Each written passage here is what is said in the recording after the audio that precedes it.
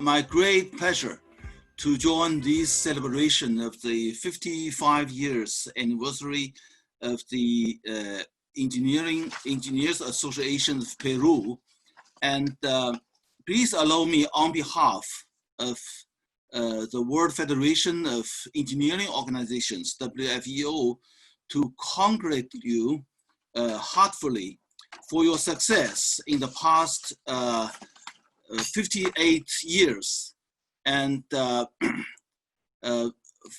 even more success, even more larger success in the years to come, especially in pursuing a true transformative recovery from the COVID-19. So please allow me show this picture at first. And here you see the picture in the front of your building. That picture I took 5 years ago when I visited Peru and attend this Congress held by Peru Association of Engineers. I still remember that visit, and that meeting is a big success. So now let's start my presentation under the title of Protect Human Life from COVID-19 and Build Back Better by using emerging technologies in engineering.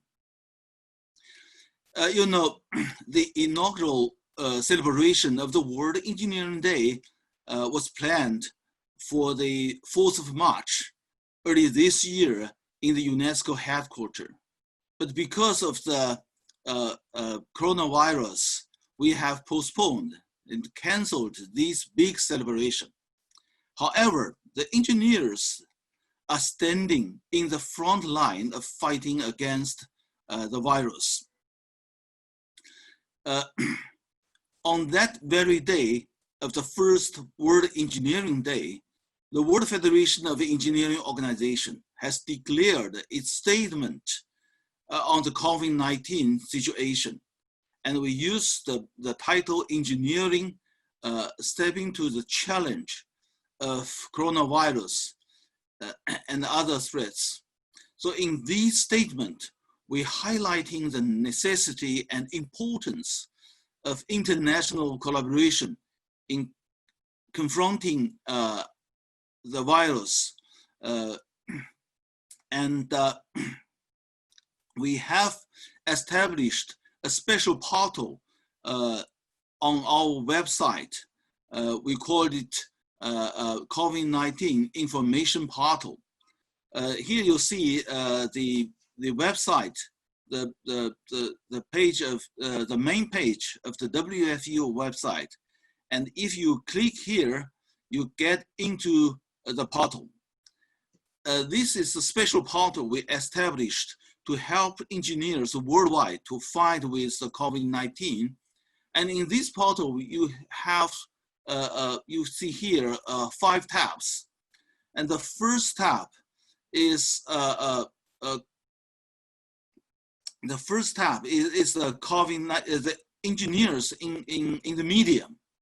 And here you can find some examples such as the value of engineering in this fighting with the COVID-19 crisis, and the engineering response to the COVID-19, the tools to understand COVID-19, and engineers supporting continuous learning during the lockdown. This is the first tab. And then you can find the second tab, which shows you the member actions.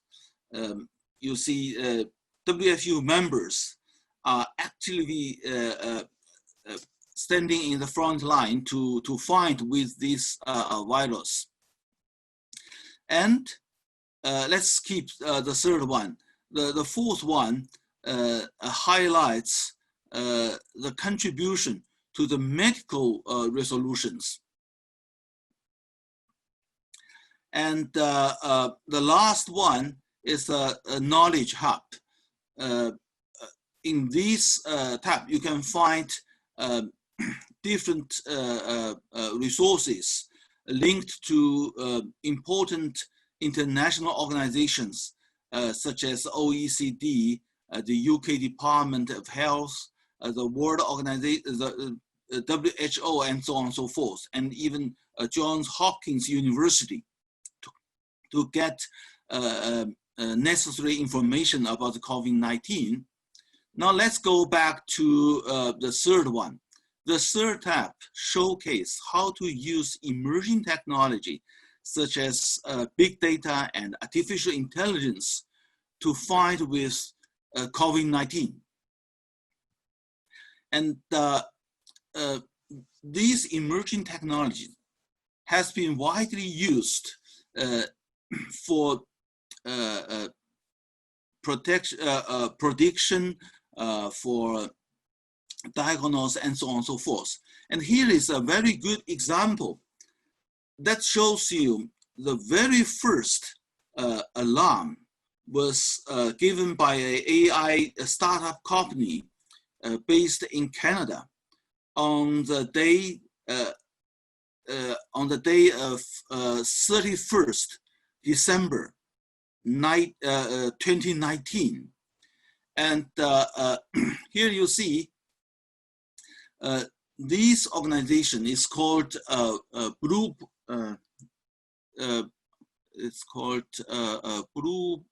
Dot, and this company uses the AI-driven algorithm and source the foreign language news reports, animal and plant disease networks, and official proclamations to give its clients advanced warning to avoid the danger zones like Wuhan. And this is really a very great success.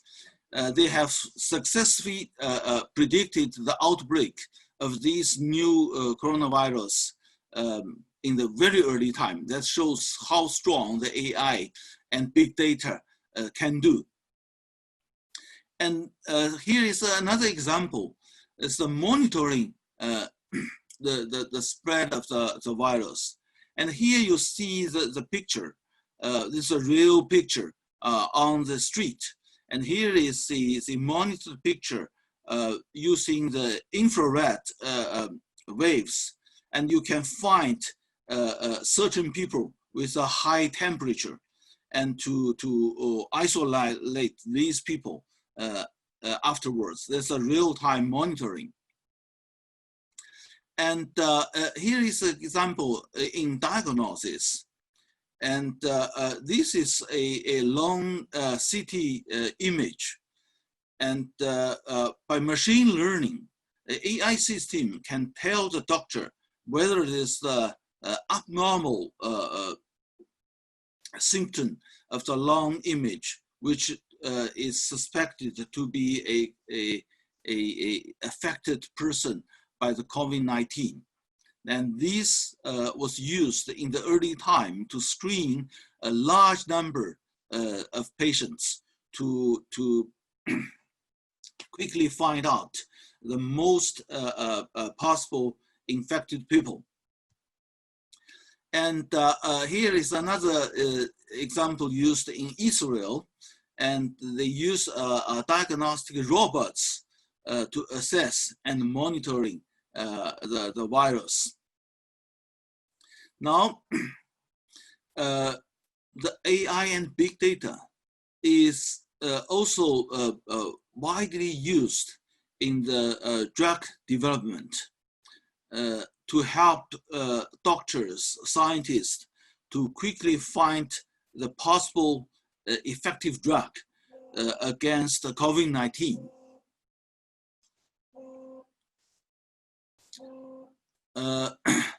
Here's an example in Korea. There's a company in Korea using the AI system and big data to screen candidate compounds that takes a very quick way to find possible effective compounds to developing the drugs against COVID-19. And here you see some medical equipment which has been already used in the hospital worldwide to help doctors to treat the patient in the isolated zone of these affected patient.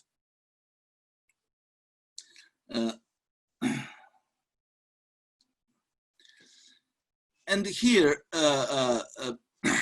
the AI tools is also widely used for the public science literacy to increase the awareness of the public to this new coronavirus disease.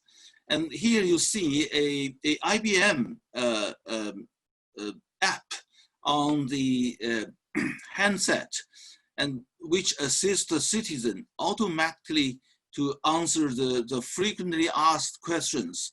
And you can also reporting your questions to the cloud and got a specific answer from the cloud, assisted by Watson Assistant. That's the IBM system. Here, please allow me to cite from the paper, the unedited paper of the United Nations Secretary General. This report is going to release on July to the high-level political forum.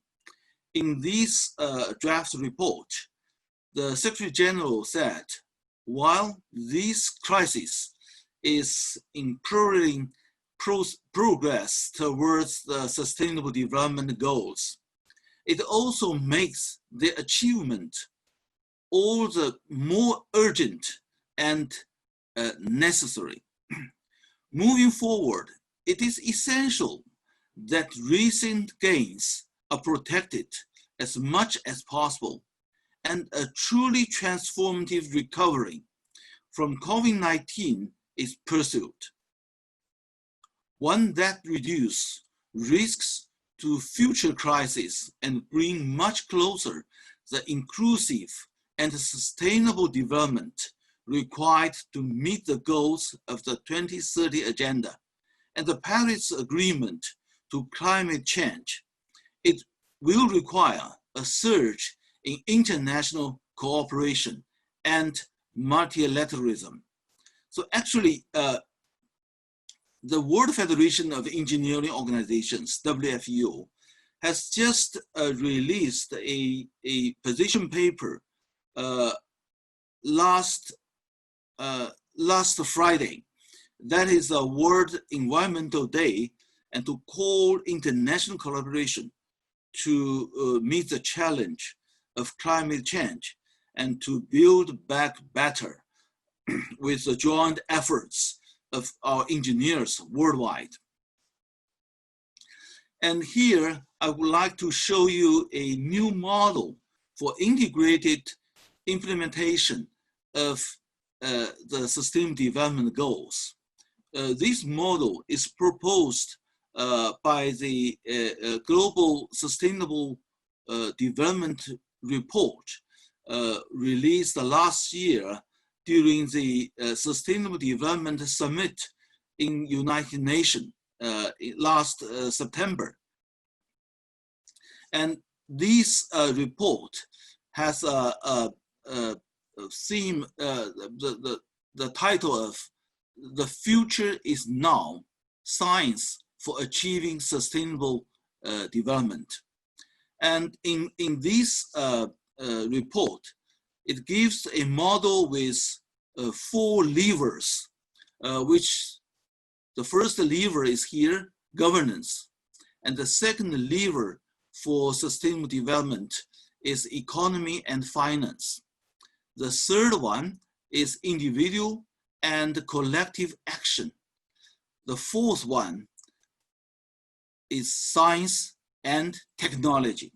which our engineers are deeply involved in this field, science and technology. With these 4 levers, there are 6 so-called entry points for transformative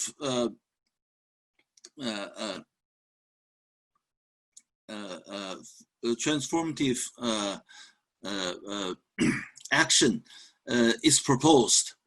The first entry point is human well-being and capability. The second one is sustainable and just economy. The third one is energy decarbonization with access. There's a renewable energy and so on and so forth. And the fourth one is food system and nutrition patterns. That's also very, very important. Last year, WFU has worked together with Tunisian Engineering Association to have a dedicated workshop on the food system. And the fifth one is urban and peri-urban development. And the last one is environmental and climate change in common. So the new model is to use these 4 levers integrated with these 6 entry points to promote the implementation of the SDG in a more comprehensive way. So to pursue a true transformative recovery, to realize the goal of build back better from the COVID-19. The emerging technologies, AI and big data, are proven to be a potential accelerator for the sustainable development. And to use these AI and big data and other emerging technologies to maximize its benefit for the good of the people, while minimize its potential negative impacts. The World Federation of Engineering Organizations, WFO, has proposed 7 principles for the responsible conduct of big data and artificial intelligence, innovation and application in engineering on the first World Engineering Day, that is the March 4th. Even though we don't have the big gather together in the UNESCO headquarters, we have announced these principles on the web, and you can find it from our website. Here, I just briefly show the 7 principles. First is good for the humanity and its environment. The second is fairness, inclusiveness, and public awareness. The third one is privacy and data integrity. The fourth one is open and sharing. And then transparency and accountability. Peace, safety, and security. Finally, collaboration. So let's stop here to call for a collaboration of the world engineers to fighting with current coronavirus crisis and working hard for a true transformative recovery, and by using the emerging technology in engineering to build back better. Thank you. Thank you for your attention. The global impact of COVID-19 has had an impact on millions and has no geographic boundaries. In just 3 months, the virus has spread from Wuhan, China, to more than 140 countries. In comparison, in the 14th century, the bubonic plague spread the Black Death from China to Italy in the course of some 16 years, 1331 to 1347. This was a result of travel and trade between countries. For a similar reason, but much faster, the pathogen arrived within days but via non-stop flight from Wuhan to Rome and other parts of the world. This is a consequence of globalization. And never before have we needed collaboration and governance for COVID-19. Because although we've had a significant global impact, there are differences in our capacities to combat this virus. It's clear that the world must come together to develop responses and for a vaccine for mutual global benefit. We cannot act alone within our own global boundaries. The UN Sustainable Development Goals have the objective of leaving no one behind. The world was moving slowly towards this goal, but progress in the last 6 months has been rapid as we collaborate against the threats of COVID-19. We simply cannot afford not to do so. Global collaboration against pandemics is nothing new. Since the late 18th century, the world sought new ways to collaborate and to govern globalization in order to promote its benefits while controlling its harms. The International Sanitary Conferences began in 1851 and continued until 1938 and were among the first modern efforts for global scientific and policy cooperation. This gave rise to the World Health Organization in 1948, one of the first major agencies of the United Nations, which was founded at the end of World War II. The WHO, of course, is currently at the center of the fight against COVID-19. WHO has helped to coordinate scientific information about the pathogen and how to control it, and to coordinate and monitor the global push to contain and end the pandemic. But disease control is not the only area where global cooperation is vital. The case for global cooperation and institutions extends to many urgent concerns. The control of human-induced climate change, which knows no boundaries. The conservation of biodiversity. The control and reversal of the massive pollution of the air, soils, and the oceans. And you see here a picture of the Sydney Opera House, where I live, covered in a smoke haze resulting from bushfires just earlier this year in January 2020, which arose as a result of climate change. The proper use and governance of the internet is another very important concern, and the need for education for all, especially in science and engineering. All these concerns are global, where we all need to act together to address for positive change. Francis Bacon once said, "Knowledge is power." And scientific knowledge is indeed powerful and provides us with the capacity to act. But modern scientific knowledge is not simply an understanding of the world, but an understanding that enables people to intervene and alter that world, thus manifesting an orientation towards technology and innovation. We engineers, of course, do this better than anyone else. And we have already heard of how engineers are making change for COVID-19 from the previous speaker, Professor Gomke.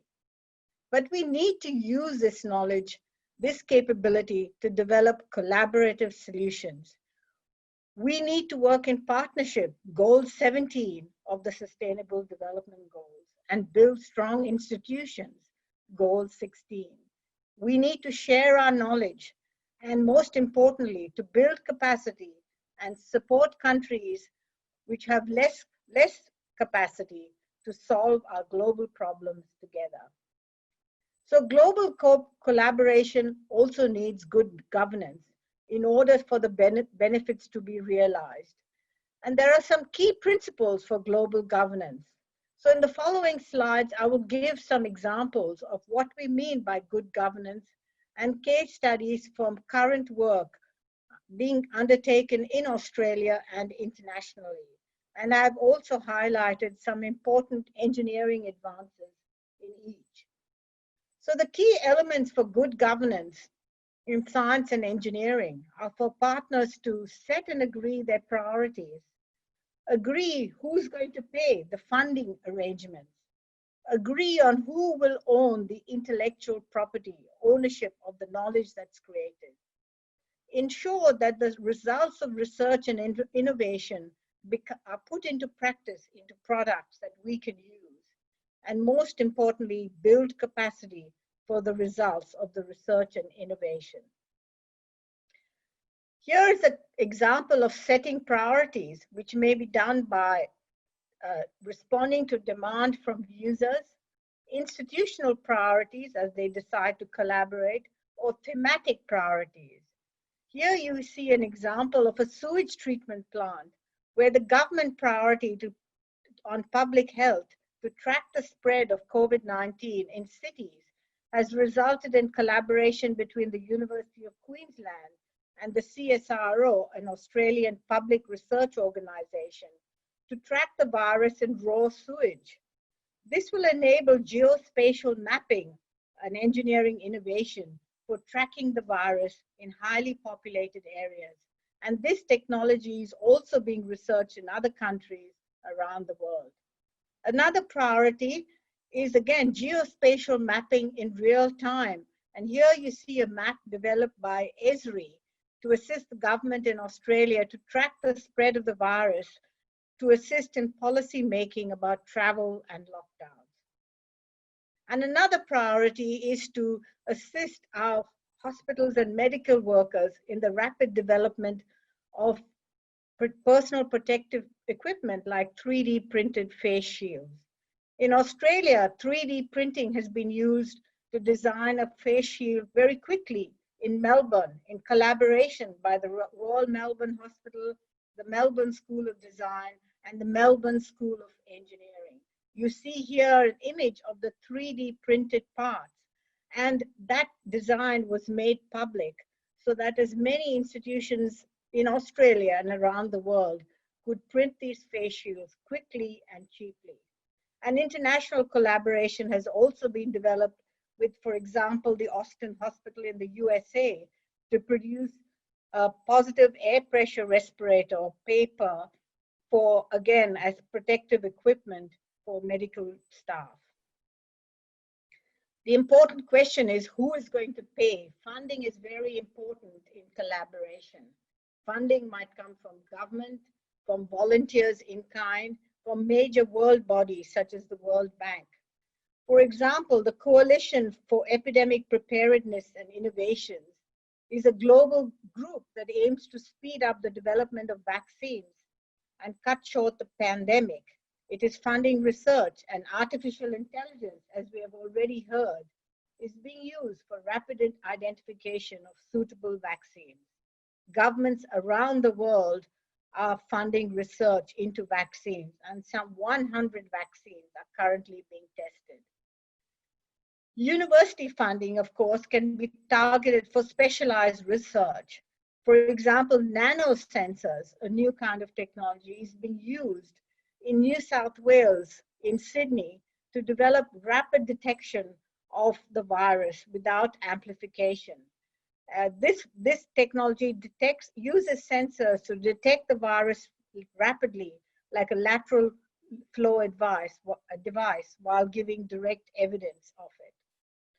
I'm a board member in giving direction to this New South Wales Smart Sensor Network. And of course, once we develop the new ideas and the technology, who is going to own it? Intellectual property is always very tricky. And we need to understand who is going to share this knowledge, perhaps with licensing. Collaborative patent pools can be used to pool the knowledge and derive the revenues, or open access to information as a public good. We have a great example for HIV medicines and vaccines. In 2010, Unitate funded a patent pool for patent holders in the manufacture of generic drugs. This allowed many drugs to be developed at affordable prices, and these were sold all over the world and stopped the proliferation of HIV. A similar patent pool may be affordable drugs and vaccines against COVID-19. And of course, we want our research to be put into products and practice. This requires delivering results, communicating between researchers and users, developing manufacturing and production mechanisms, and of course, knowledge and training.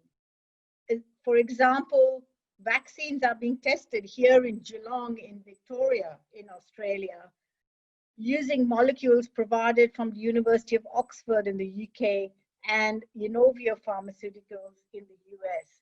So it's an example of global collaboration to produce a product that will be used by people all around the world. And here another product that's already been put into practice, an emergency invasive ventilator that again has been developed in Sydney by the New South Wales Smart Sensor Network in collaboration with an electrical manufacturer, Circuitwise, and another company, Grey Innovation, using 3D printing and advanced manufacturing. So here, this product has quickly been brought to market to assist with ventilation, which has also been in short supply. And of course, Professor Gonki has already mentioned the capacity building work of WFEO with a knowledge hub that has been established on our website. And here we are providing information to build capacity to our 100 members, representing more than 30 million engineers. UNESCO as well is doing capacity building at no cost, using information and communication technologies to share knowledge across the world, and also to support remote learning for young people who have been so badly affected by their inability to attend school and university. And these approaches might help to develop more open and flexible education systems for the future. I share here some knowledge on emergency response in natural disasters because CIP hosts the committee, the WFEO Committee on Natural Disasters Risk Management. This poster was developed in Japan on how to shelter people affected by a flood in a COVID-19 environment, maintaining social distances. And this strategy was shared just last month at a meeting of Southeast Asia and Asia Pacific leaders organized by UNESCO. It's a great example of how engineers are collaborating, should share knowledge in these various platforms. So will we succeed? Will the world come together to collaborate in science and engineering for COVID? COVID-19 is unprecedented and has resulted in infections in most countries. So there is an imperative for us to work together collaboratively for detection, for response, and for prevention. Global institutions like the UN, the World Bank, the NGOs, and civil society are working together. And WFEO is also doing its bit in capacity building among its members. And what are the implications for the future? We have COVID-19 has accelerated collaboration between governments and universities and research institutions. Seemingly insurmountable barriers have fallen away in a few weeks. We have invented new technologies in many fields of engineering, and most importantly, we have found new ways to work together. The goodwill of engineers around the world working together in partnership will help to solve not only the problems of COVID-19, but I'm sure many other global problems.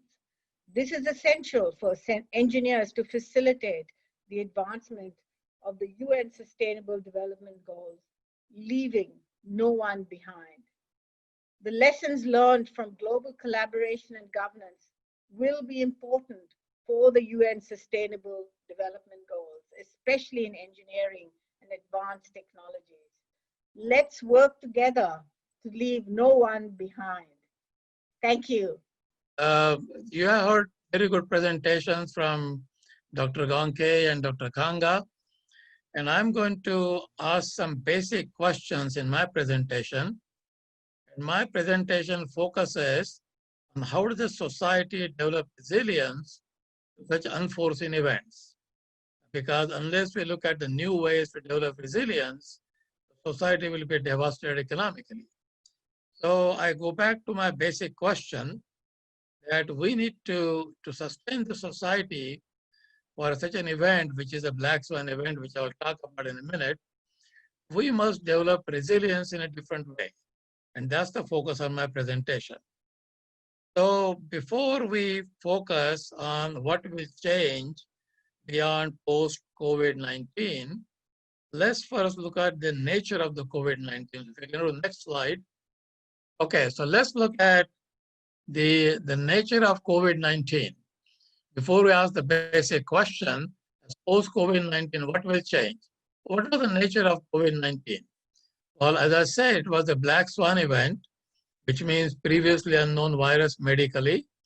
Black swan event only comes once in a blue moon, although they seem to be happening more often these days. There's no vaccine available for the cure. The transmission of the virus is due to the closeness of the individuals. It impacted globally, which has not happened before. And social distancing supposed to be the most effective as a prevention, because at the moment there is no vaccine available. So in a summary, the health and safety of the community became the predominant concern. Although it impacted the entire society in all aspects and destroyed many, many economies. If we go to the next slide.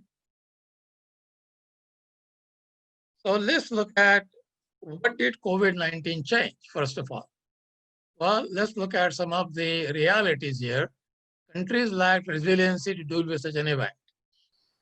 Societies got impacted economically, socially, and technically, meaning in all aspects of infrastructure. If you look at the engineering systems, there were two things happened. One is a direct impact, which affected physical facilities, for example, places of assembly, manufacturing plants, public buildings, private office buildings, sports facilities, and many, many others. In terms of transportation systems, it affected all air, surface, and limited water systems even. The indirect impact of on engineering systems was power systems, electricity, gas, because people didn't know who's going to operate it. Are there going to be remote controls? People are going to work on it or not? Water and wastewater systems, collection and distribution got impacted because people could not come. Water got contaminated in many, many ways. And then there are special use facilities, which we depend on very critically. Nursing homes, elder care facilities, schools, higher education facilities, they all got impacted. These are very, very critical. Now the next slide. Okay, so what will change post-COVID-19? If you look at the resiliency, which we want to have in the society to deal with something like that, let's look at very quickly what resilience is all about. So resiliency is the ability to prepare and plan for, absorb, recover from, or more successfully adapt to actual or potential adverse events. Now, as my esteemed colleagues had said, that many, many things are going to change. I believe that, in my opinion, that only some things are going to change. And I would like to focus on those. So the response and recovery is based on context, meaning if you're in China, if you're in the US, if you're in Australia, you're in India, the context is different. So in the context-wise, the response and recovery on such an event is going to be based upon geographical, societal nature, economic status. The rich people can socially isolate, the poor people cannot. They have no choice. Cultural, there are religious aspects, there are political structure. So there are many, many issues that are context related. Then the available community capacity. In each community, the community capacity, and Marlene Kanga talked about the capacity building a little bit, but capacity is very different. We need tools and equipment, the available infrastructure for delivery of those, product innovation, which happens in many advanced countries, but not in other countries, and the flexibility in manufacture. We found out very quickly that we needed a lot of ventilators available, and there were no ventilators available. There were no masks available in the US. So suddenly the companies were asked to produce masks, but they had no capability. So there has to be flexibility in manufacturing, quickly change that. So this is what is called the communal community capacity, which we're faced with, and it's a different in different countries. Impact for future, the engineering focus-wise, there are immediate impact and long-term impact. I'm not going to focus much on the immediate impact because those were primarily social disruption. So let's go to the next slide. Okay, so let's look at the resiliency components. So ability to prepare and plan for, it totally failed. We were not prepared and we could not plan for it. It's a black swan event. Absorb, only partially successful. Some countries did better than others. We are still struggling in the US. Recover from or more successfully adapt to actual events. Well, this is going to be a long and painful recovery. Adoption is very, very challenging. So immediate impact basically were just what I call a short-term disruptions. So these are temporary, so let's not focus on these. So let's go to the next slide. So here are some long-term impacts. So let's look at them rather carefully. So many services will be provided remotely because this method has proved to be more efficient. Suddenly we found that we can actually work from home, but successfully. So these things will change. Direct supply chain will change from global to national, although we are global, but we found out that many political structure and many supply chain and countries don't want to deal with others and so forth. Suddenly countries are dealing with, we need to have the supply chain locally available rather than globally available. So that's going to change. Work environment is going to change. Working from home is going to become more and more natural, probably more successful, also less traffic and all kinds of issues dealing with going to work. Medical services. We found out that at least in the United States, telemedicine is quite effective. So doctors' offices were closed, hospitals were closed. So people went by telemedicine to doctor for advice. And that worked quite well. Less demand on physical space. If you're going to work from home, why do we need so much office space? Why do we need to go to retail centers or malls if you can order everything online from Amazon and Baba and so many others? So entertainment centers, cinemas and other venues, you don't need to have those because you can have all kinds of entertainment at home through electronic means. So this is going to change. The demand for physical space is going to change. There's going to be tremendous demand for online trade for basic necessities, because you can almost order everything online. Even in less advanced countries, you can order lots of things online, although not all of them. Character of major cities are going to change because the fewer services are going to be needed. There's going to be less office space in major cities. People are going to be living in suburbs and not go to cities as much. However, if people are going to migrate more to suburbs or not going to the cities to work, then there's going to be more demand on the services in suburbs. There's going to be more and more demand. There's going to be tremendous demand on electronic tools, demand on social media, because that's how people communicated, kept with each other globally. There's more connectivity to remote areas will be needed. And I'm going to say in my last slide, but I want to mention something here more critically, that we all talk about connectivity and remote and basically Internet of Things and all kinds of things. 50% of the world today is still not connected by Internet. 50%. Let's keep that in mind when we talk about the progress and how we're going to be remotely connect. Investment is going to change forever. investment for buildings and infrastructure will undergo tremendous change because our investment climate has changed. If we don't have as many clients, if we don't need as many buildings, if we don't need as much infrastructure, or the nature of infrastructure is going to change, then the investment is going to change. So my point here is that only some changes will be permanent. As the vaccine gets developed, we'll probably go back to some of our old things and old ways of doing things. Let's go to the next slide. So let's look at what are some of the things which are likely to change. And this is, I'm viewing this through the lens of the UN Sustainable Development Goals. So engineering education, there are two aspects to this. One is the content and one is the delivery. The content part is going to change significantly. There is going to be less emphasis on traditional individual disciplines. There's going to be more focus on bioengineering and connection to medical disciplines, as Gonki and Marlene Kanga had said already. But there's going to be a lot more stronger connection with these fields.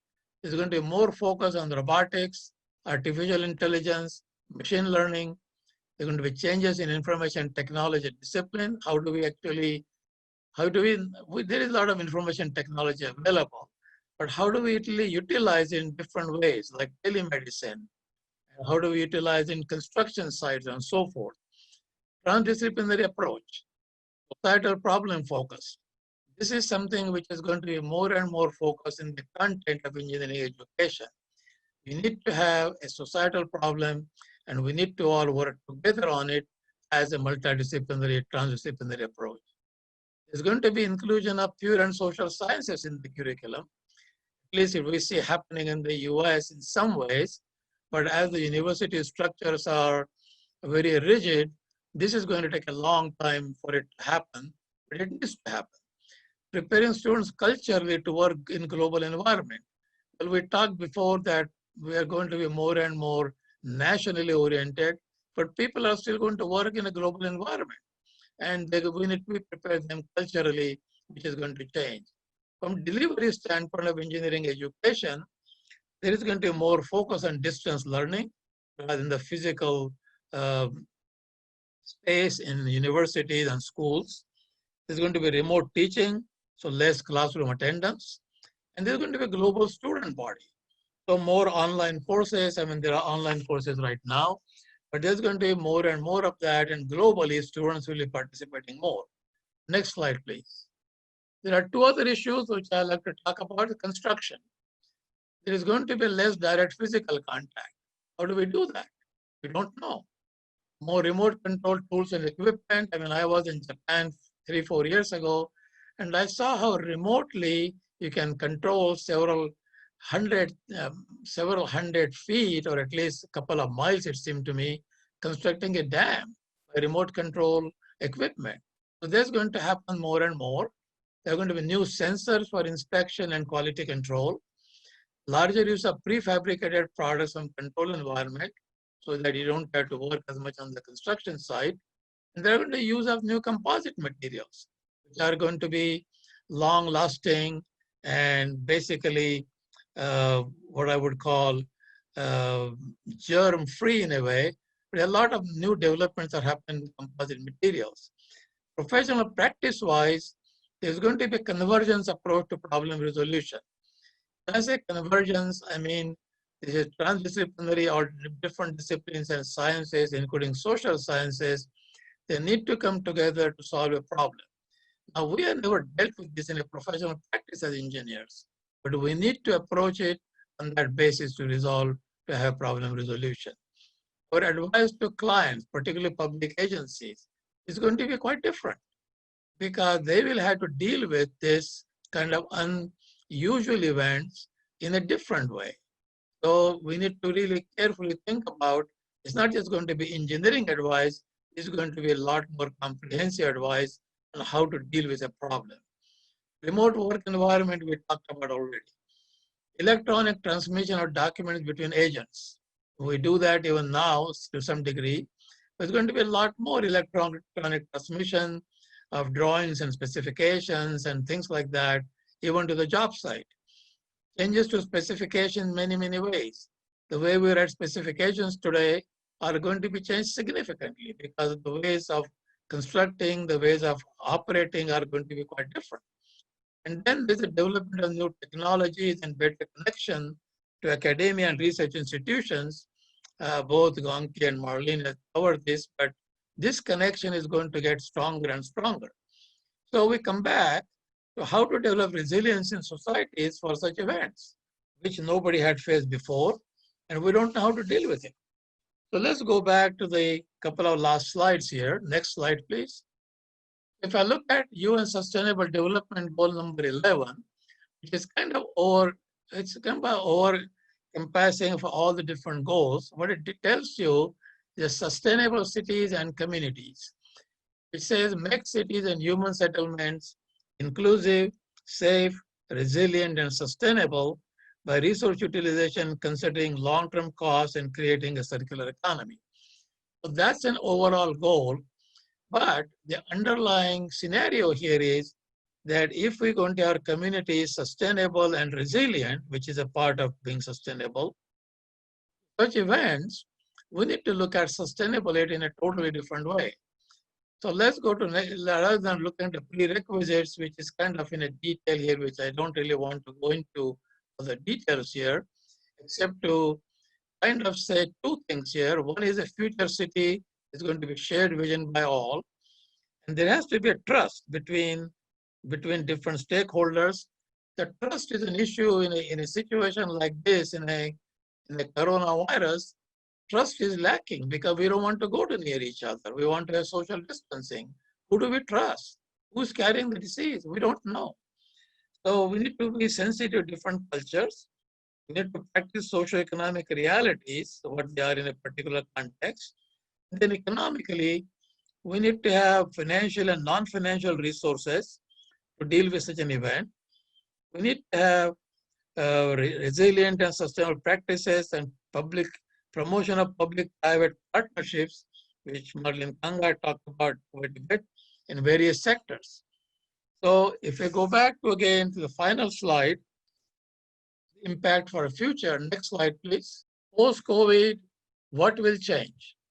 If we look at make cities and human settlements inclusive, safe, resilient, and sustainable, our fundamental approach to develop resilience or black swan event-like events is going to change. That has to change. So what does that mean? So we already covered some of those things. It means remote control systems, tools and equipment. It means remote and global engineering education.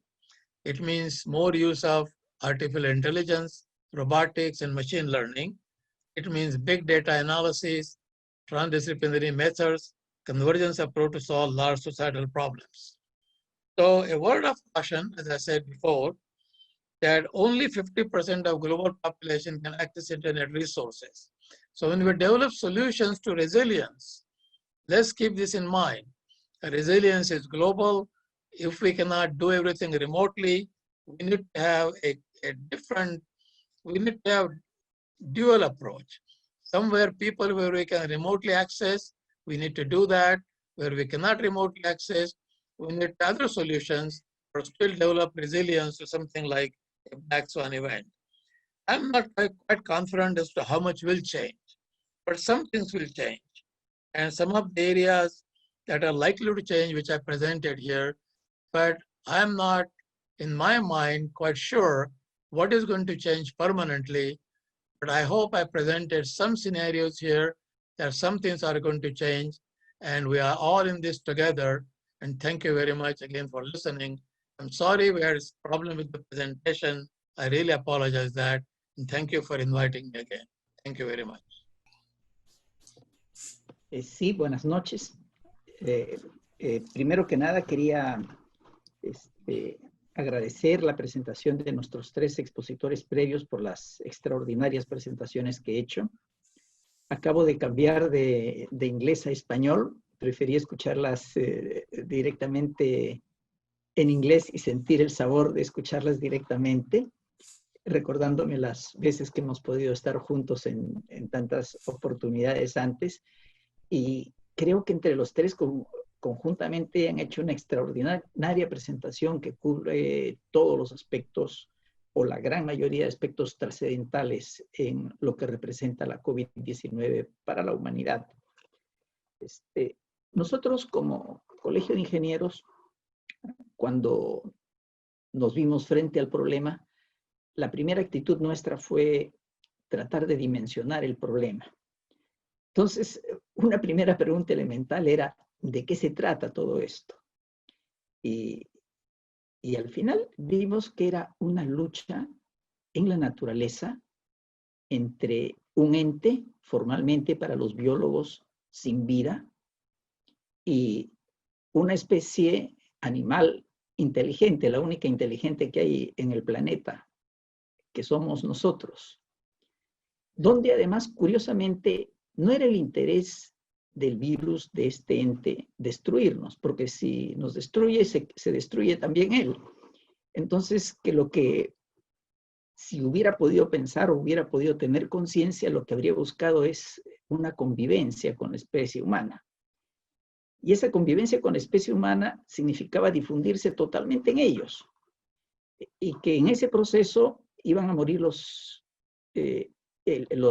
individuos débiles, los que no podían soportarla, e iban a quedar los que podían convivir con ellos, ¿no? El segundo tema es, la segunda pregunta es, ¿cuánto va a durar esto? Al comienzo, la mayor parte de la gente en nuestro país, y creo que en muchos países del mundo, recibió el aviso que teníamos una cuarentena de 2 semanas. Entonces, gran cantidad de la gente estaba convencida que en 2 semanas el mundo comenzaba de nuevo. Yo me acuerdo, tenía un trabajo profesional y en los primeros días me llamaron para que lo presente en una presentación pública a fines del mes de marzo.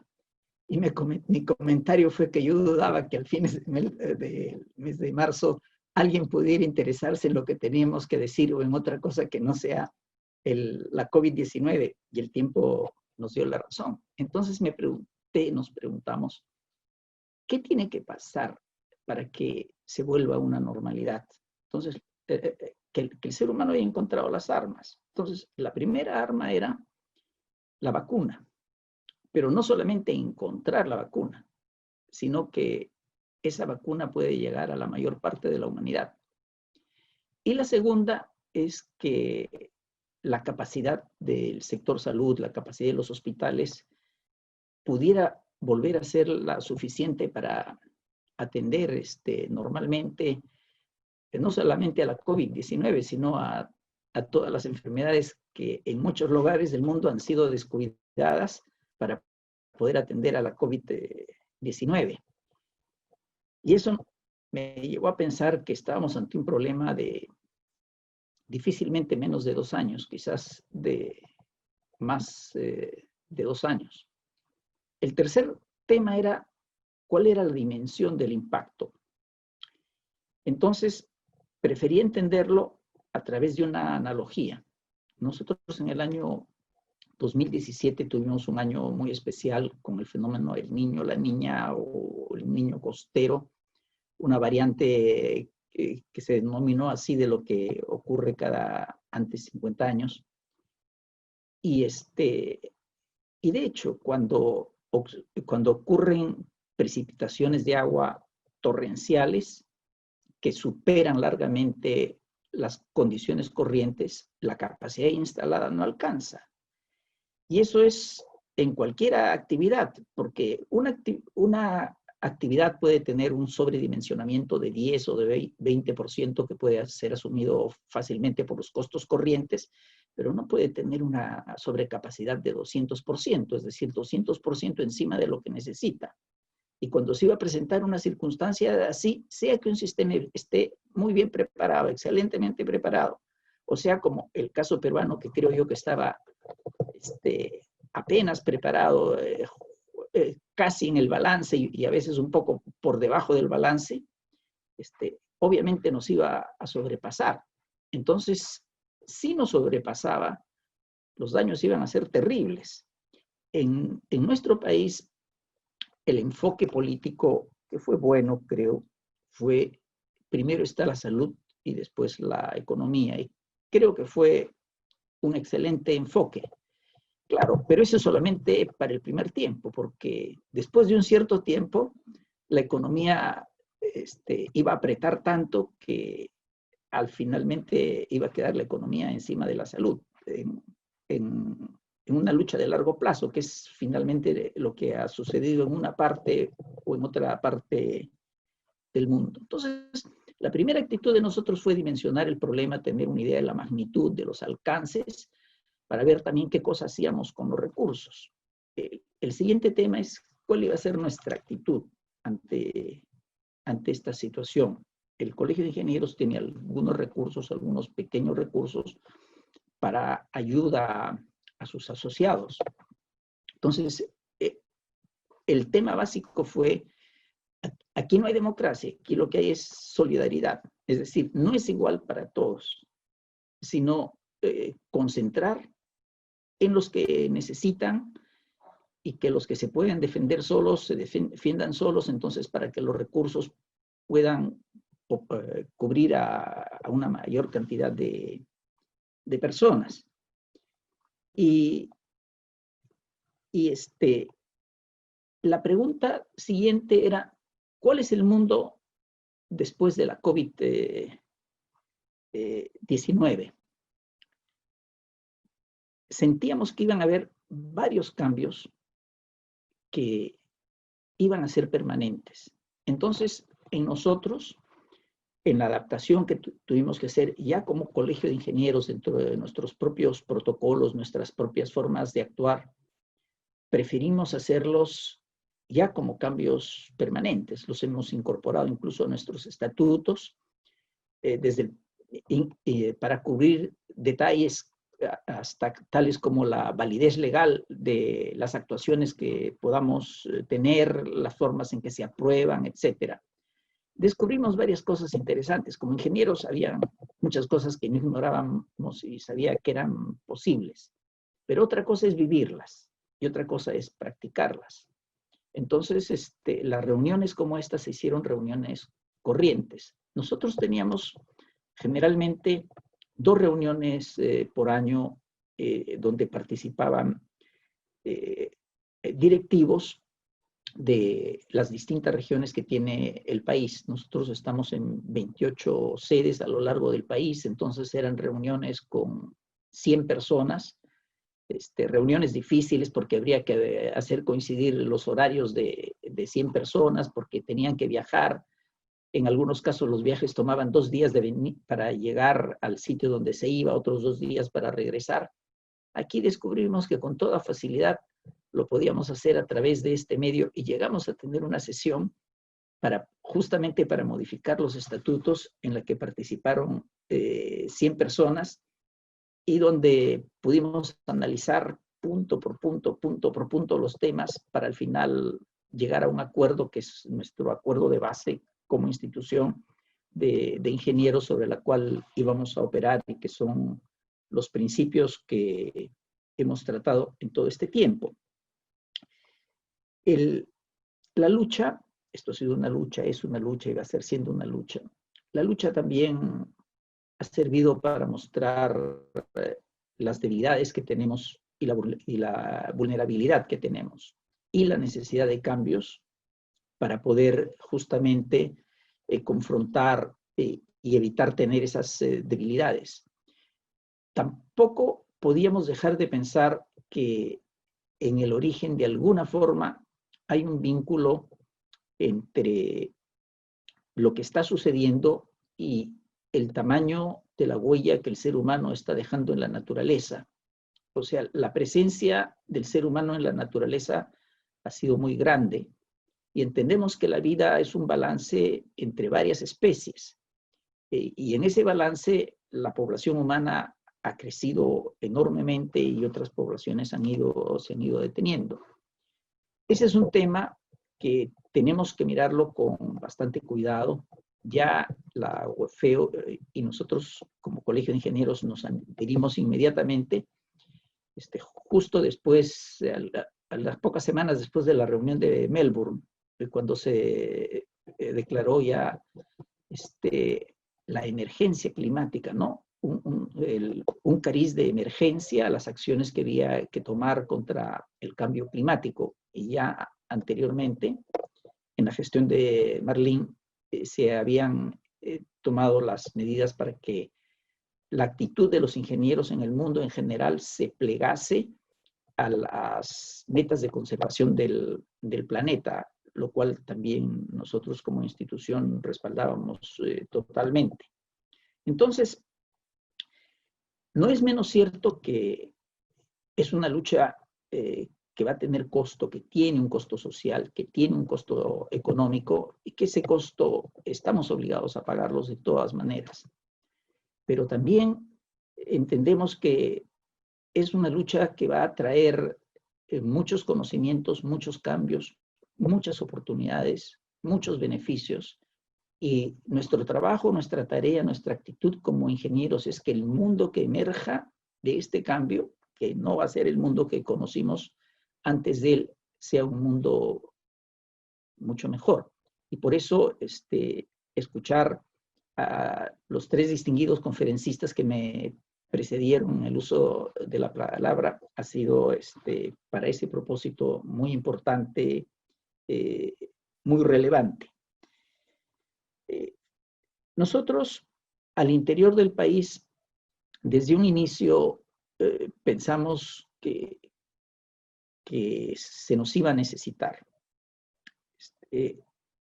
Entendíamos, algo donde en primera fila iban a aparecer los médicos y la lucha de los médicos, pero en realidad éramos los ingenieros los que les dábamos las armas a los médicos. Entonces, las armas con las que esto se luchaba eran armas dadas por los ingenieros. Y es el tipo de luchas, en las luchas antiguas, en los tiempos antiguos, el valor de los guerreros era determinante en el éxito de las batallas. Si me remonto a la Ilíada, pues la dimensión de un guerrero como Aquiles era importantísimo en el éxito de una misión. Hoy en día son las armas. Y ya los guerreros casi no importan. Y si en esta lucha, hoy en día, en el frente de batalla, en nuestro caso por lo menos, hemos tenido médicos en unos casos, policías en el otro caso, tratando de mantener la cuarentena y el aislamiento, los segundos y los primeros luchando con la enfermedad, con varias víctimas, con varios muertos en todo este proceso. Si bien eso es cierto, y detrás de ellos hemos estado los ingenieros apoyándolos, soportándolos, por supuesto que la organización es fundamental, por supuesto que el apoyo económico, la capacidad económica es fundamental. La buena posición económica del Perú le ha permitido una lucha muy difícil porque las características de nuestro país hacen que sea más difícil que en la mayoría de países poder contener un frente como estos. Pero también la pregunta es, casi hay una regla de una pandemia cada 100 años. ¿No? La última fue en el 1920, le llamaron la gripe española porque había aparecido en varios países y en el primero que aceptó que era una pandemia fue España, entonces se la atribuyeron a España y se llamó la gripe española. Quizás la siguiente ya no va a esperar 100 años. Quizás la siguiente va a esperar, ¿cuánto? Un cuarto de siglo, 20 años, un tercio de siglo, 30, 33 años, medio siglo, 50 años. Pero el avance tecnológico, el desarrollo humano, quizás permita que esa vez quienes estén en el frente de lucha ya no tengan que ser médicos. De repente van a ser robots. Todo eso es lo que viene para adelante. Y finalmente recogíamos esta ley en la naturaleza en todas las supervivencias que han tenido las especies y cuando se han producido las extinciones. quien sobrevive no es el más fuerte. Quien sobrevive es el que se puede adaptar a los cambios que necesita para poder vivir. Entonces, de nuestro lado, el mensaje final es que los ingenieros estamos para dar, no para pedir, que los ingenieros somos fundamentales en una lucha de esta naturaleza, porque en esta lucha el arma es la tecnología, la innovación en la tecnología, la adaptación de la tecnología, la rapidez y la capacidad de poder sacar nuevos métodos, nuevas armas, nuevas formas, es sustancial en los resultados. Por supuesto que hay otras cosas que contribuyen fuertemente. La disciplina en las naciones, la rapidez de una nación en alinearse a los pedidos de su gobierno. En el nuestro no ha podido ser así por distintos motivos, también son fundamentales. Pero siempre, después de que la luz se apaga, vuelve a aparecer, después de que el sol se pone, vuelve a amanecer. Entonces estamos seguros que habrá un mundo nuevo, mejor, que se reconstruirá de repente más rápidamente de lo que pensamos, que los ingenieros vamos a participar profundamente en ello, que la colaboración es fundamental. Y que es un siglo que por el avance de la tecnología hace que la participación de una profesión como ingeniería deba ser una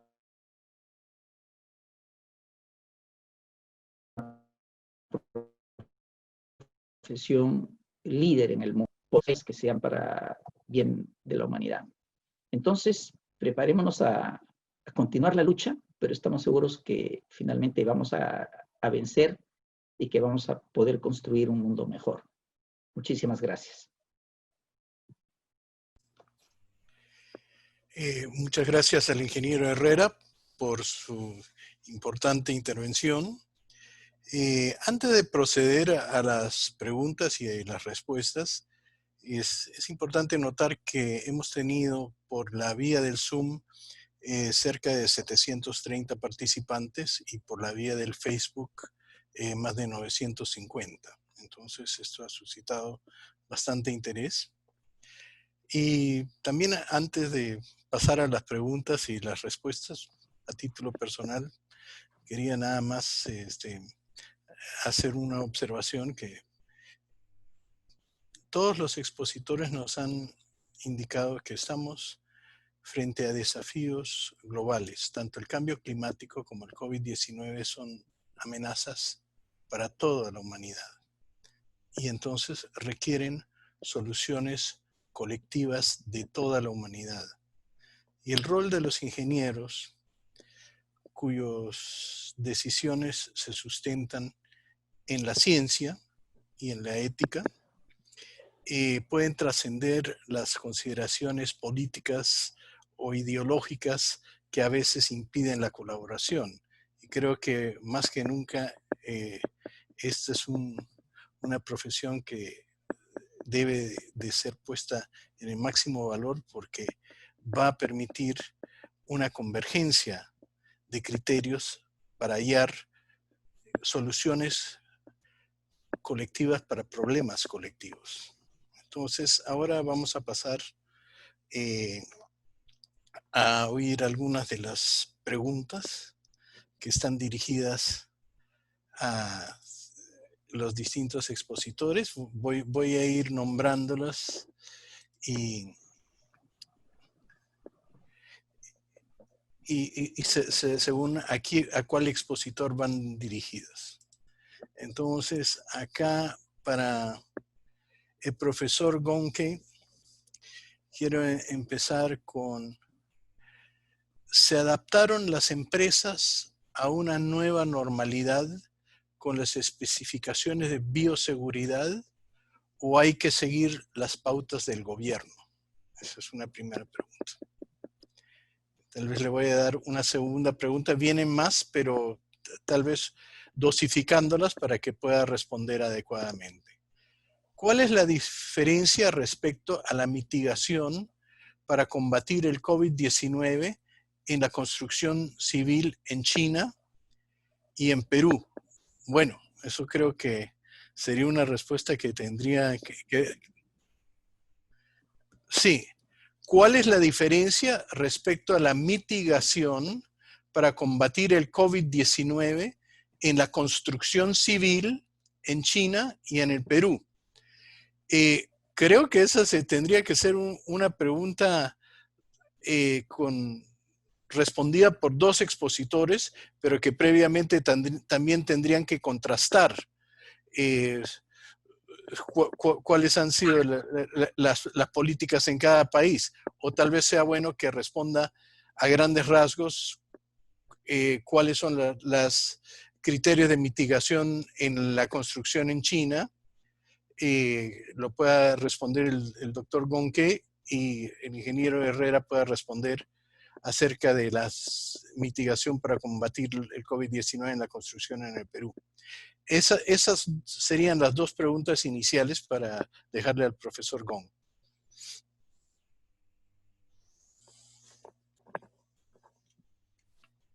Hello, thank you. Thank you for the question. My idea about the mitigation measures in China and in Peru, it might be partly in common and partly different. As just pointed out by Dr. Majuda, these measures are context related. We have different geospatial environment of China and Peru, and we have different political and economical structure of these two countries. That is different. So the effective measure for mitigation natural disaster like the public health disasters crisis should be adapt to its own geographical, environmental, political, and economical, even technical context. But on the other side, this crisis is a problem from the species, a new species, and they try to come to the world, and as said by Carlos, to coexist with human. And we have to adapt this and to mitigate the negative impact of this new virus. So that is the question of science. That is in common. We have to understand the nature of this virus and to find a scientific approach to treat with this virus. That is the same. For example, for the vaccine development, we need international collaboration. And we also share the experience. For example, this time in China, because Wuhan and Beijing is a city so crowded. Wuhan is a city with, I think, 15 million residents. So we in China, we have pursued a very strict measure for isolation, for the confinement. But perhaps that is not the case in Peru. So my idea is to adapt to the disaster and the crisis in the context of his own nation, but makes the measures in common with the scientific tools. That's my answer. Thank you.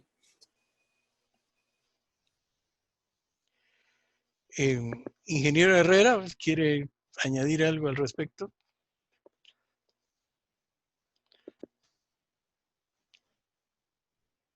Perdón. Sí.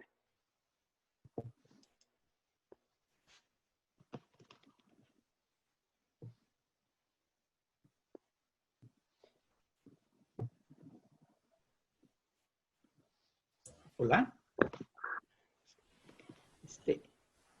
Yo coincido totalmente por lo dicho por el profesor Gonqué. Mi raciocinio es que en todo el globo están frente a frente el virus y el humano. El virus es el mismo virus y el humano es el mismo humano en todo el mundo. Entonces, lo óptimo en favor del humano para la relación y las precauciones entre ellos debería ser igual. Allí no están las diferencias. Las diferencias están en la capacidad de practicarlo y en el deseo de practicarlo. Entonces, la capacidad está en función de los recursos que tengan los países, las necesidades que tengan los países, y la voluntad de aceptarlo, de practicarlo, está en función de las personas, de la actitud de las personas. Si me guío por lo que hemos visto en el Perú, son casos puntuales de actitudes que se ven, pero hemos visto personas, por ejemplo, que tienen un abierto desafío al virus, ¿no? Y otras que, como no pueden circular por las calles sin máscaras, se llevan las máscaras, pero no bien puestas. O sea, para la forma en que tienen puesta la mascarilla, da lo mismo que no la tengan, ¿no? Entonces, efectivamente, como dijo Vilas, es el contexto lo que los va a hacer diferentes, ¿no? Y esto en general, no solamente en Perú y en China, sino creo que entre cualquiera que sean las localizaciones en el mundo. Las medidas que dicten los gobiernos no necesariamente van a ser iguales los métodos, pero también permanentemente los gobiernos, cuando toman estas medidas, están confrontando sus resultados y están examinando también las medidas de otros países. Entonces, hasta allí hay una cierta similitud. Pero, o sea, la semejanza está en que, llamémoslo así, biológicamente es lo mismo en cualquier parte del planeta. Y lo que es diferente en cualquier parte del planeta es el contexto. Bueno, muchas gracias, ingeniero Herrera. Creo que, como leí hace poco, estamos todos en una misma tormenta, pero no en el mismo barco. Y creo que es importante que ninguno de los barcos naufrague. Quiero seguir con más preguntas para el profesor Gonqué. Estas son perspectivas para la agroindustria en este escenario. Y entonces, aquí se habla en un contexto más futurista, de 5 años. ¿Cuáles son las nuevas tendencias que están surgiendo actualmente y están cambiando la perspectiva del mundo que ya se tenía? ¿Y qué áreas están sufriendo un cambio más repentino desde el punto de vista de tecnología en todo el campo de la ingeniería a nivel mundial? Lo dejo, no es la última de las preguntas, pero creo que estas le dejo para que responda a estas primeramente. Si desea, la puedo repetir. Thank you. Sí. No. I understand the question. That's a very good and big question. I try to answer this question partly. For the future trends, in the recent years, we have already seen a big revolutionary trends. That is the digital technology. Digital technology is widely used in different areas and make big changes. For example, in this crisis, without digital technology, even though half of the population could not access into the internet, but internet has made our life different in the past years, especially during this crisis. And we also see another new trends, which is built up on the internet. That's the big data. The internet produces every second a big amount of data. And these data bear a lot of information that will help the human to understand the globe, to understand the environment, to understand the society. And these big data has been treated with a high computational power. Now we have the power with a big effective tool that is artificial intelligence. So the combination of new generation of internet, I mean the internet linking not only human to human, but also linking equipments, linking machines, linking vehicles. We call it Internet of Things. That's a new generation of internet. And this new generation internet combined with big data, combined with artificial intelligence, combined with the high performance of computer, and also combined with the new material, renewable, the composite material, combined with new energy, renewable energy, that will bring a big change of our world. That we are expected is a transformative change to the sustainable development, to reduce the carbon emission, to reduce the unnecessary waste of the available energy, and so on and so forth. So pay attention to the digital revolution and to adapt into this revolution is a obligation of today's engineers. That's my answer. Muchas gracias, profesor Gong. La siguiente pregunta es, ¿la ingeniería en tiempos de COVID-19 viene de la mano de la ciencia? ¿En qué manera afectará negativamente entre todas las diversas profesiones a largo plazo? Creo entender que la pregunta es cuáles son los impactos negativos que puede haber sobre las diversas profesiones a largo plazo por el hecho de que la ingeniería viene de la mano de la ciencia.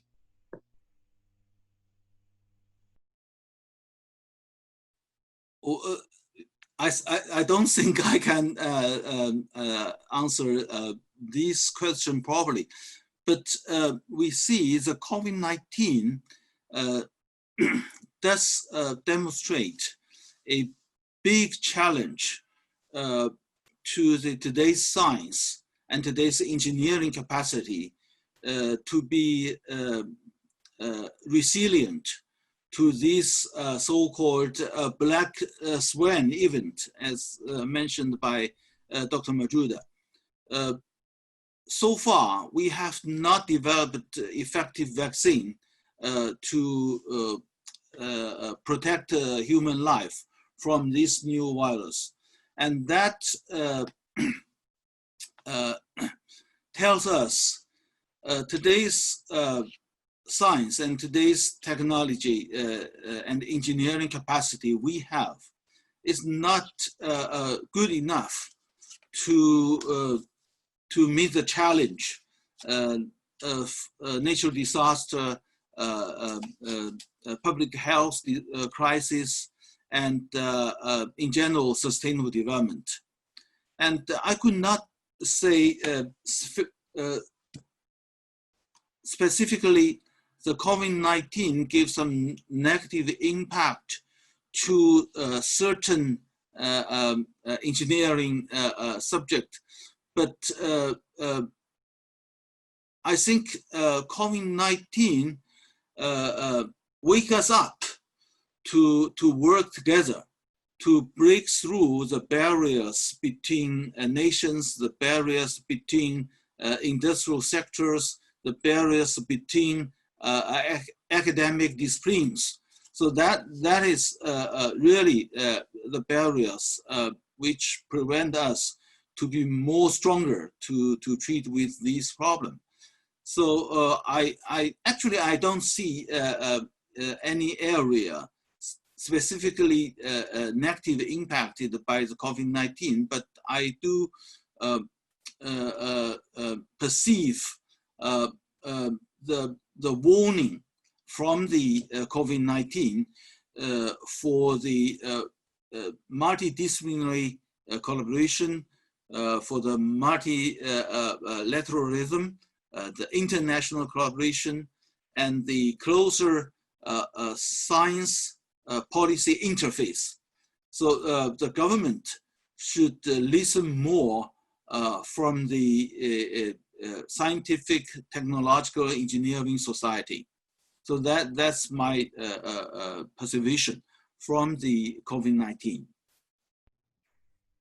May I add a comment, Mr. Stoddard? May I add a comment?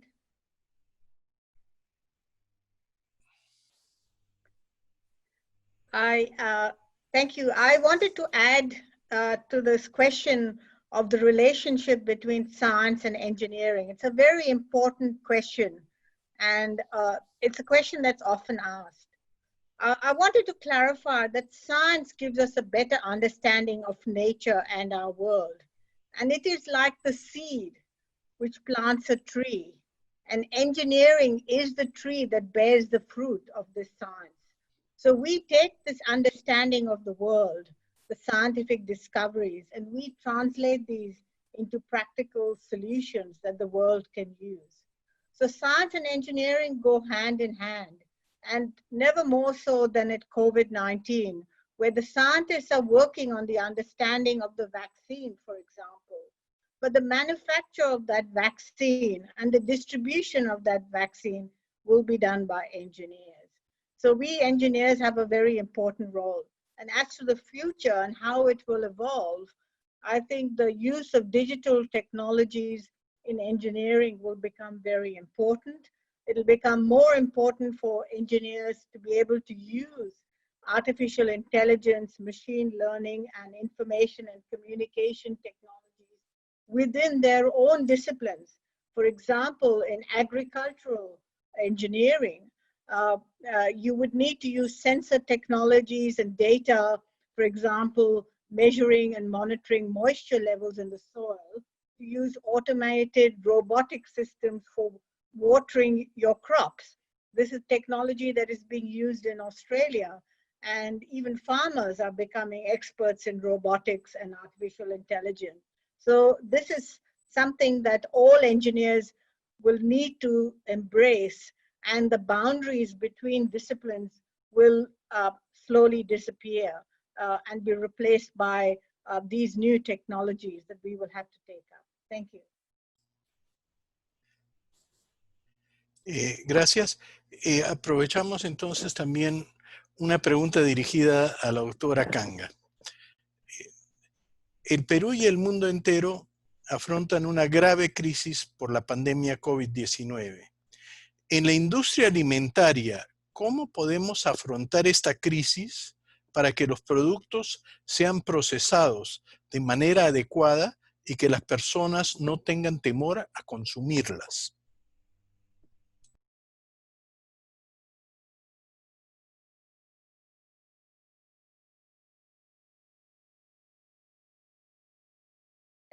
Yes, thank you. Yes, thank you for that question. I am a chemical engineer, but no expert in food processing. But I think what COVID-19 has shown us that more and more food will be processed locally. We will have less reliance on imported foods and more on national products, which I think is a good thing for climate change and for more sustainable development of food. I think also new technologies will evolve, including using more automation and robotics to process and package foods to ensure that it is safe, because to reduce contamination risks. So these are the kinds of issues that again involve engineers. Engineers will be involved in designing and developing these new systems, new logistical frameworks as well, and transportation for food. But I think generally we will see in the future more trends to national food systems and production systems rather than the trend to globalization. Thank you.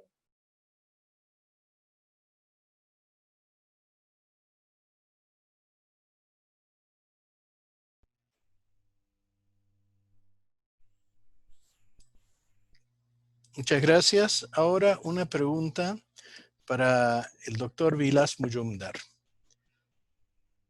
Dada la coyuntura mundial, ¿cuál debería ser el perfil de los nuevos ingenieros en el mundo?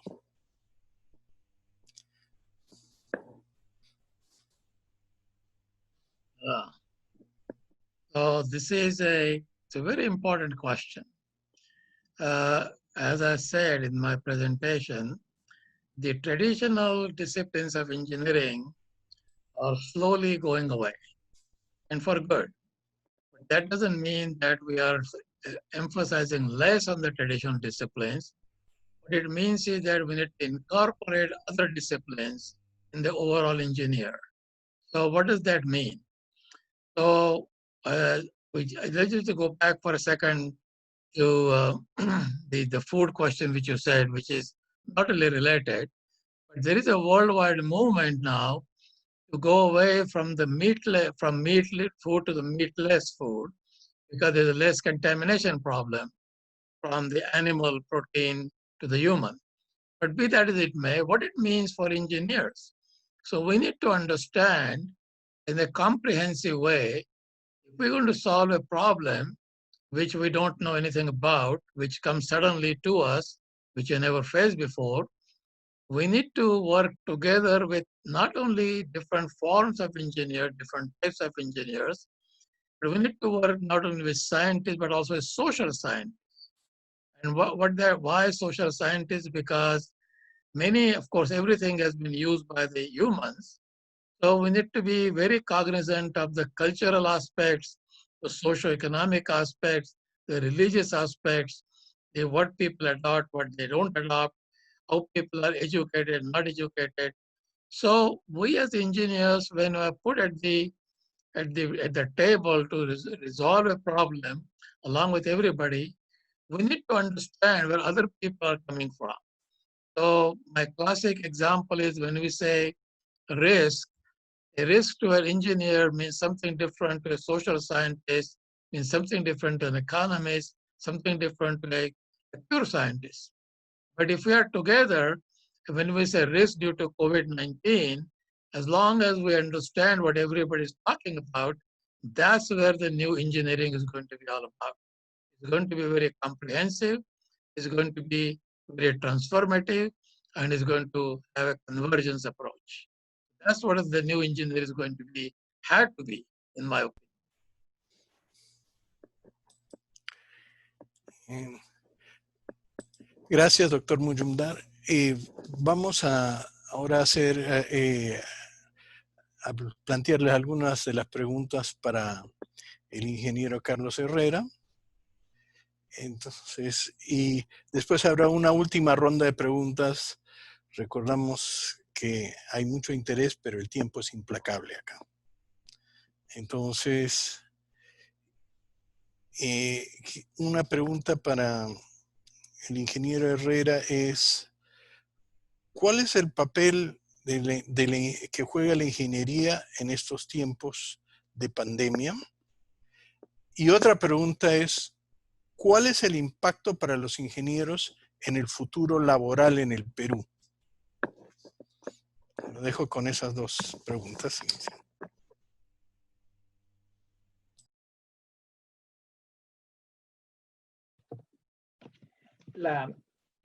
Gracias. La primera pregunta, un poco toqué la respuesta cuando tuve la oportunidad de la palabra, cuando decía que la ingeniería, la ingeniería en esta lucha contra la pandemia está en todo lo que es la logística y el soporte, y eso es fundamental para poder tener éxito.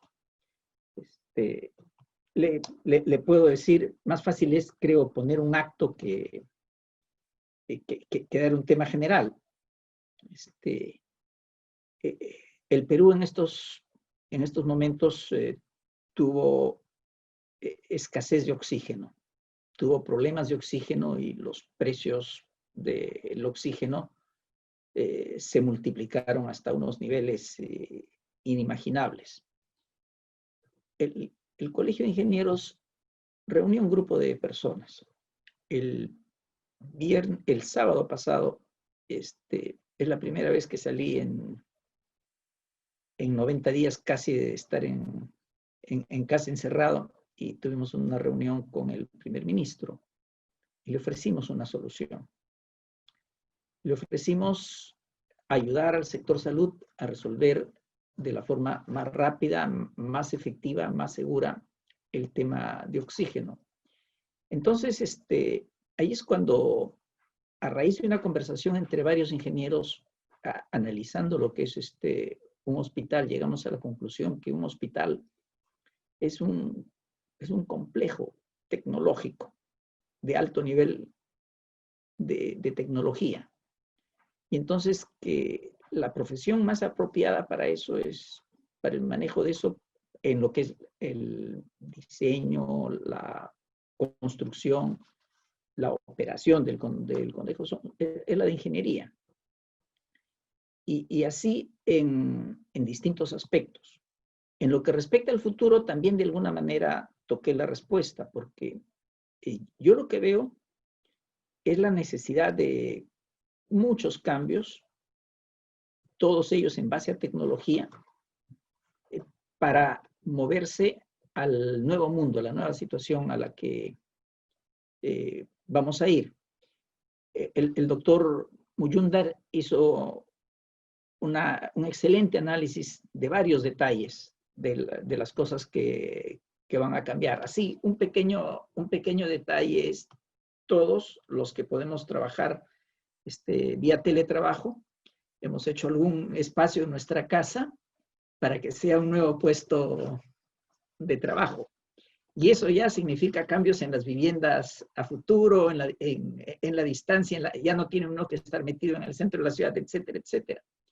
Entonces, le deja a los ingenieros la oportunidad de ofrecer servicios en base a su creatividad. Cuando uno habla de ciencia y tecnología, ciencia es lo que siempre existió en la naturaleza. El ser humano, frente a la ciencia, lo que hace es descubre las leyes de la ciencia, pero él no influencia las leyes de la naturaleza. Las leyes de la naturaleza están dadas. Y lo que sucede es que cuando las conoce, las utiliza para crear productos, servicios que nunca antes existieron. Y esa es la función de ingeniería. Y en esa función de ingeniería hay mucho de ciencia, que es el conocimiento del cual se parte, y hay algo de arte, que es la creación, la inspiración, es lo que agrega a la persona que produce ese servicio. Entonces, es cuestión de mirar el mercado y se encuentran muchísimos servicios. O sea, para los ingenieros, después de esta crisis difícil, todo, se abren enormes oportunidades. Sería mi visión del tema, ¿no? Y por eso es, como dije en algún momento, el costo social lo estamos pagando, tratamos de que sea el más bajo posible, pero no hay forma que nos escapemos de viajar, de pagar el costo social, porque no está a nuestro alcance. Sin embargo, la consecuencia de eso es un mundo de oportunidades. Muy bien, gracias, ingeniero Herrera. Una última pregunta para usted y después una última ronda de preguntas para los demás expositores. En el Perú ya varias empresas están empezando sus labores en tiempos de COVID-19. ¿Qué medidas serán más necesarias para que las empresas e industria peruana crezcan en todos sus rubros? Las medidas de tipo COVID-19, creo que todos más o menos conocemos a través de esta oportunidad de haber estado tanto tiempo pensando en el tema, conocemos el problema con la COVID-19. Entonces, es más una cuestión de actitud. Todo el mundo sabe que tiene que tener una distancia hacia otra persona, sabe que la máscara es para que uno no contagie a otro, más que para no ser contagiado, y sabe las precauciones que hay que tomar. Entonces, desde ese punto de vista no hay demasiado más que hacer que no sea la propia actitud de las personas. Lo que venga después dependerá mucho de la forma por el cual vayan las cosas. Yo lo que hacía como distinción es, decía, en nuestro país, por ejemplo, en muchas actividades que se realizan en gran escala, otras que se realizan en pequeña escala. Para las que son en gran escala, se pueden tomar todas esas medidas, todas esas precauciones, y aún así son difíciles de ejecutar. Más que nada por la actitud de los trabajadores. En lo que es la pequeña escala, yo sí no veo cómo lo van a hacer, si soy franco sobre el tema, porque el costo de las medidas para la pequeña escala es tan grande que la actividad se volvería no rentable. Entonces, va a ser casi una decisión individual de qué cosa es lo que hace y hasta qué punto las implementa. Y por eso el temor que también cuando hicimos nuestro primer pronunciamiento como colegio dijimos es que el momento difícil iba a ser después que se levante la bandera y se comience a progresivamente ir levantando la cuarentena. Entonces, esto ha pasado recién hace 10 días y seguramente los resultados los vamos a saber en una semana o algo más. Bien, muchas gracias, ingeniero. Una pregunta para el profesor Gong. ¿Qué recomendaría a los ingenieros y arquitectos jóvenes que recién egresan con respecto al área en el cual deberían enfocarse para sus respectivas especializaciones, considerando la situación actual de emergencia que afrontamos por motivos del COVID-19 y que el país se tendrá que recuperar económicamente? Thank you. That's a very good and important question. Partly, I would like to give an answer from my personal view. For a young graduate, it is very important to understand the sustainable development, the nature of the sustainable development is deeply rooted in science, and that is deeply rooted in history. So as a young graduate, no matter from which discipline, should have a better understand of the sustainable development and the set goals for the 2030 by the United Nations, and to combine these sustainable development goals with his or her own profession, his or her own job, and try to make real actions in his or her job to implement the sustainable development goals. So that's my suggestion. Thank you. Muchas gracias, profesor Gang. Ahora una pregunta para la doctora Kanga, que es ¿cómo lograr una cooperación eficiente global de tal modo que garantice una inmunización efectiva y accesible para todas las personas de diferentes sectores económicos? Yes, thank you. Yes, a very important question. Thank you very much. I think firstly, global cooperation is absolutely essential for us to find solutions for everyone for these very large problems that are global problems and don't have any geographic boundaries. I think we need to work with our national institutions like CIP, and through the national institutions, through global organizations. The World Federation is doing its role for engineering, but there are other global organizations in science, in medicine, and of course the United Nations. These are the institutions that will drive global collaboration. Global collaboration is also being driven by partnerships between universities across different countries and across companies. But I think it is the global institutions that have a very important role to play. And certainly at the World Federation, in partnership with CIP, this is your voice as engineers in Peru to get to the global stage and speak about what your view is about solutions and to make those solutions a reality. ¿Cuál sería la respuesta de la ingeniería civil para enfrentar el COVID-19 en futuras generaciones que no afecte el sistema laboral? ¿Cuáles serían las estrategias que se podrían implementar para ese fin? I think civil engineering, it works in different ways in terms of providing infrastructure for all the delivery of services.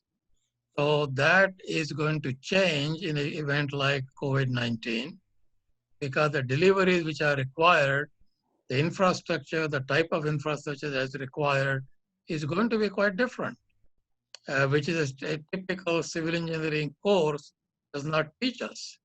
So a future civil engineer has to keep in mind that how do the different systems work together. To give an example, does the COVID-19 did contaminate water or did it? We don't know. There is some indication that it contaminated water, and that's going to be a major disaster.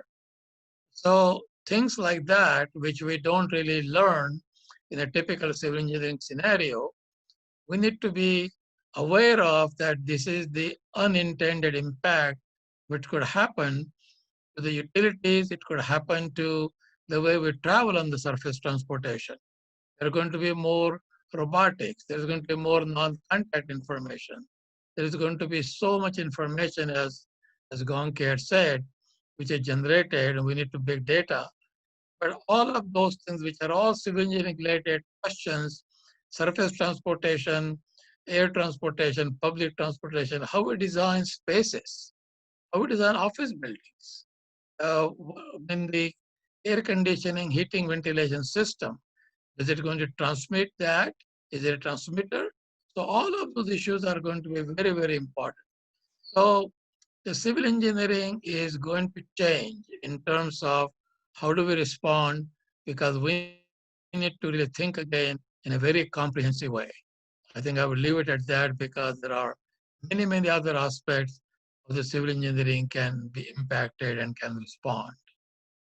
Primero que nada y sobre todo agradecer a nuestros tres invitados, al profesor Gonke, al doctor Muyundar y a la doctora Kanga, porque realmente le han dado mucho valor a este evento y lo que han podido aportar, las ideas fundamentales, ayudan a aclarar muchísimo la visión sobre el mundo, sobre el futuro, sobre la vida, desde distintos ángulos, con la especial característica de que son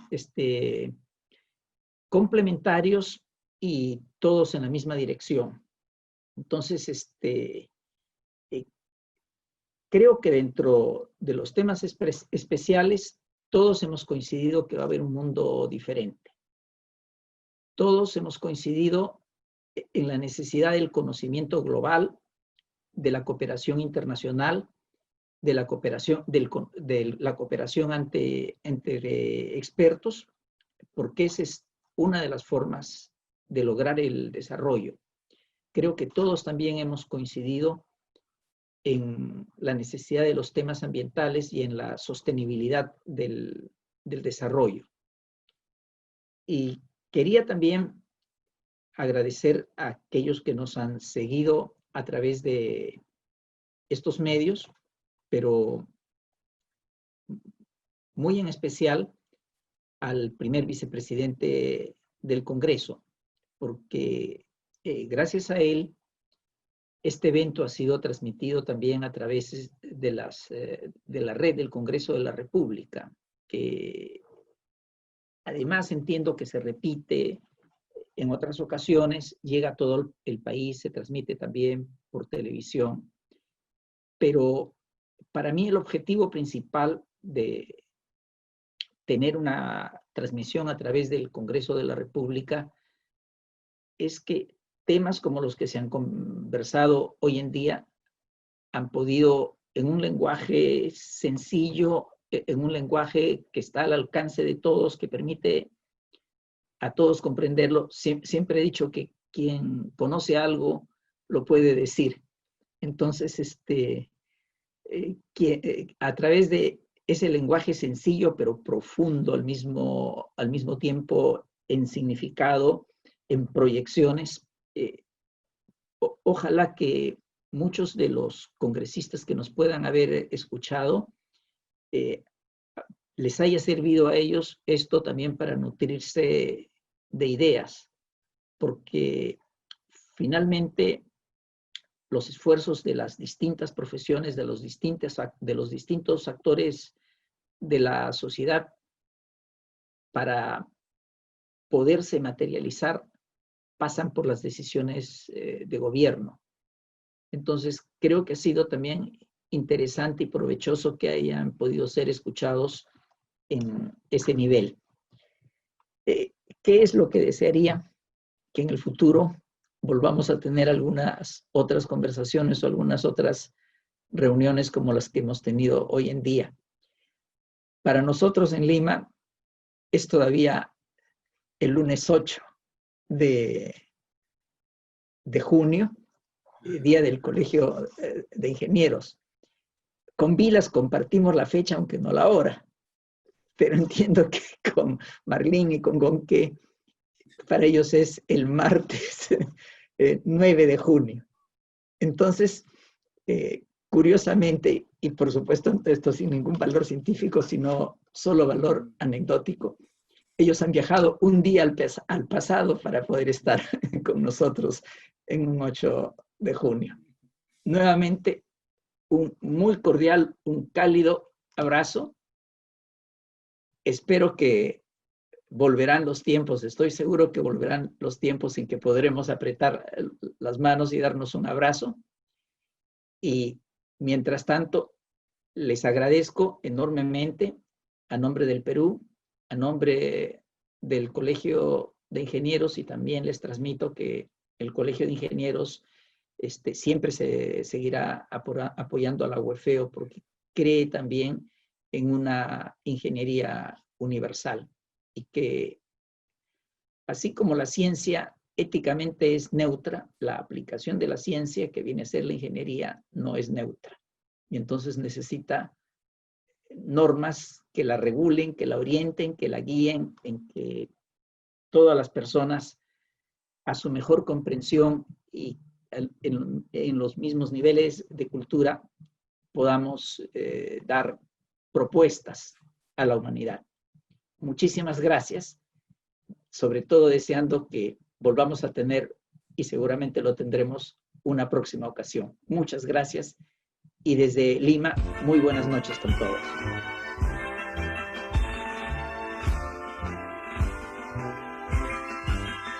Somos el Colegio de Ingenieros, somos constructores del Perú, trabajando juntos lograremos desarrollo y paz en el Perú. Trabajando juntos lograremos desarrollo y paz en el Perú.